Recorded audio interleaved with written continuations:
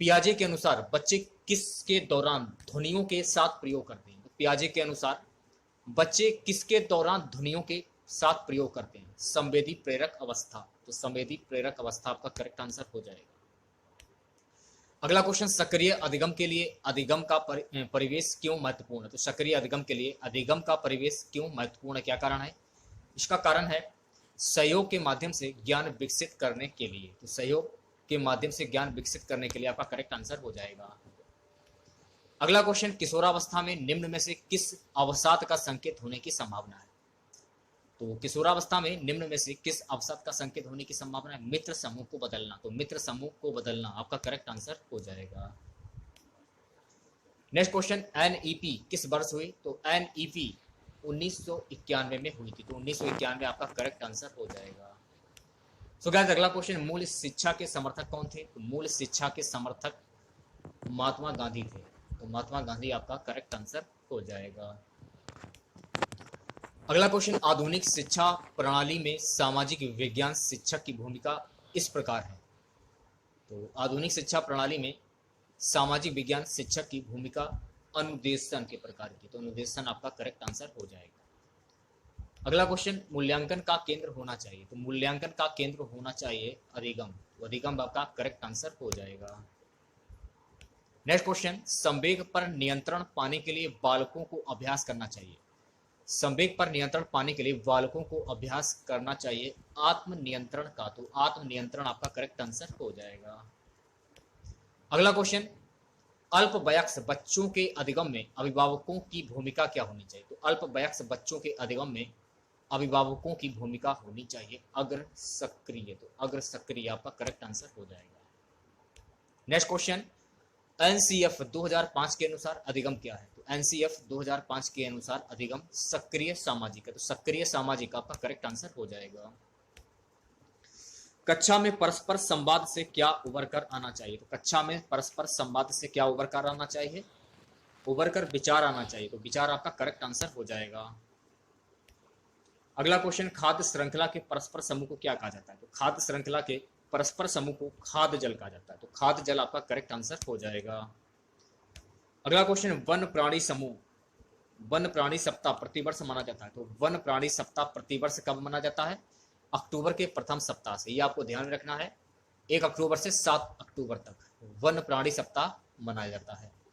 अधिकतर पेड़ पौधे पाए जाते हैं। तो अधिकतर पेड़ पौधे ये कहां पर पाए जाते हैं? तो ये पाए जाते हैं स्थल मंडल में। स्थल मंडल आपका करेक्ट आंसर हो जाएगा। अगला क्वेश्चन, परितंत्र में ऊर्जा का प्राथमिक स्रोत क्या है? तो परितंत्र में ऊर्जा का प्राथमिक स्रोत क्या है? सूर्य का प्रकाश। तो सूर्य का प्रकाश आपका करेक्ट आंसर हो जाएगा। अगला क्वेश्चन, किस एक प्राणी को किसान का मित्र कहा जाता है? तो किस एक प्राणी को किसान का मित्र कहा जाता है? केंचुआ को कहा जाता है। तो केंचुआ आपका करेक्ट आंसर हो जाएगा।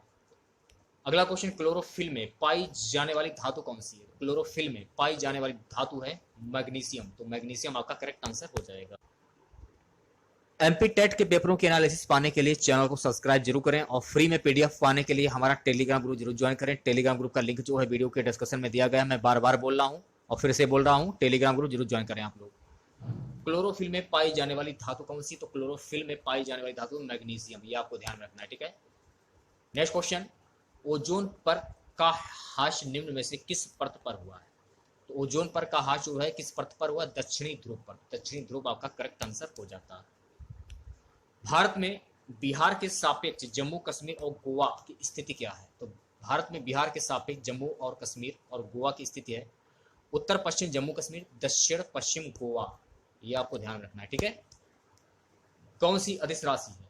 ये क्वेश्चन में पूछा गया था, कौन सी अदिश राशि है? तो द्रव्यमान जो है आपकी ये अदिश राशि है। तो द्रव्यमान आपका करेक्ट आंसर हो जाएगा। अगला क्वेश्चन, प्रयास व त्रुटि में सबसे महत्वपूर्ण क्या है? तो प्रयास व त्रुटि में सबसे महत्वपूर्ण है अभ्यास। अभ्यास आपका करेक्ट आंसर हो जाएगा।